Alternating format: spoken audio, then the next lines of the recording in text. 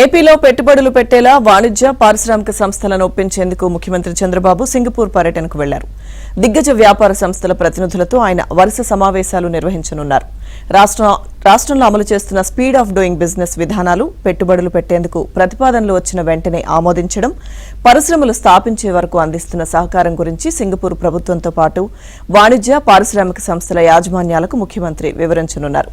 ఇవాళ సింగపూర్ ప్రధాని Lawrence Wong తోనూ పారిశ్రామికవేత్తలతోనూ సమావేశమవుతారు. రేపు వరల్డ్ సిటీ సమ్మిట్లోనూ సిఐఐ నిర్వహించే రోడ్ షోలోనూ పాల్గొంటారు.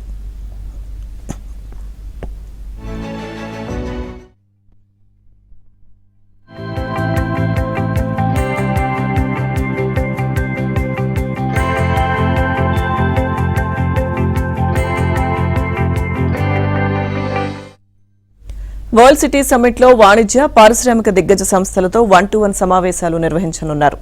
సిఐఐ నిర్వహించే రోడ్ షోలోనూ చంద్రబాబు ప్రత్యేకంగా సమావేశమవుతారు.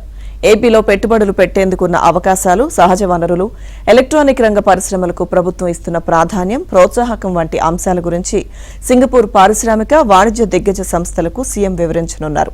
ప్రధానంగా బ్లాక్ చైన్ ఆర్థిక సంస్థలకు రాష్ట్రం గమ్యస్థానమని తెలియజేయనున్నారు. 2 రోజుల పర్యటనలో భాగంగా గడిచిన 2 ఏళ్లలో రాష్ట్రానికి వచ్చిన పారిశ్రామిక, వాణిజ్య పెట్టుబడుల గురించి అక్కడి సంస్థలకు సీఎం చంద్రబాబు వివరించనున్నారు.